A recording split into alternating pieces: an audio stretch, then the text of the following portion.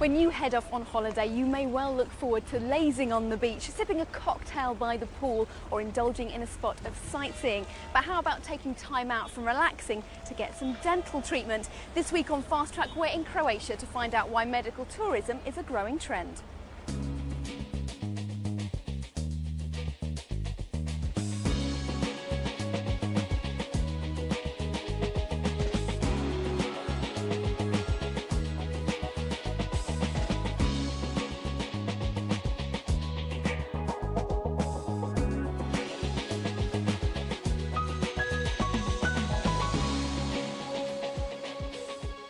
Also in this week's programme, we follow in the footsteps of the rich and famous as we take a behind-the-scenes look at the holiday home of former Yugoslavian leader Marshal Tito.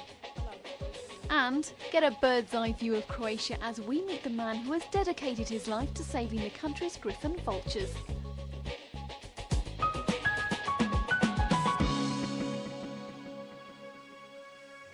When a visit to the dentist looms large, you could be forgiven for worrying that the cost will be high. So how about taking a well-deserved break and having your dental treatment while you're on holiday? Well, that's the suggestion of a growing number of dentists here in Zagreb, Croatia's capital, who say dental tourism is on the increase.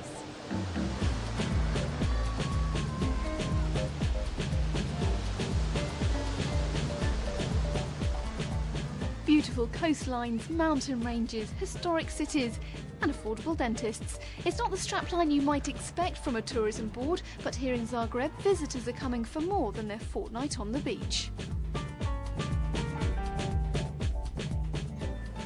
Tourist numbers here in Croatia are thriving with more than 10 million visitors annually. But now Croatia, or more specifically its dental industry, are giving tourists another reason to travel here.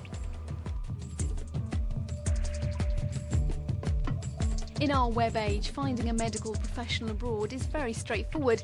There are several websites dedicated to helping you do just that. They act as a middleman between the tourist and, for example, a dentist.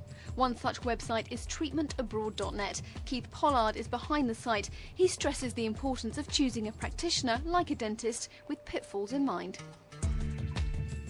The risks are what happens if something goes wrong or if I need further treatment. There is no international accreditation basis for this at the moment. Very recently, a medical tourism association, a kind of an industry body, has been established to try and deal with this issue. Most serious providers will give you a written document, a written agreement and a guarantee, and particularly in dentistry, if you're having, let's say, something like dental implants, a guarantee of a number of years that those dental implants will last, a guarantee that if you need further treatment, they will pay for your travel costs back to the country and will pay for any further treatment you need. Dr. Krešimir Dobranovic is one example of a highly qualified dentist. Based in Zagreb, his practice treats about half a dozen tourists a month. How did you decide that you were going to target your practice to tourists? Well, we always knew that our skills and our equipment is up to date and that there is no difference between our skill and skill of UK doctors or any doctors in Europe. But our prices are much more affordable for the patients. How does the training compare in the UK or elsewhere in Europe to the training here in Croatia?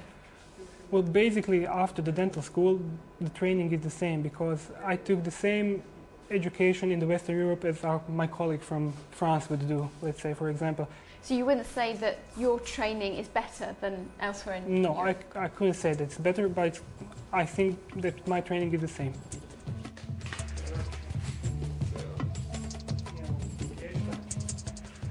Croatia isn't the only country selling itself as a medical tourism destination.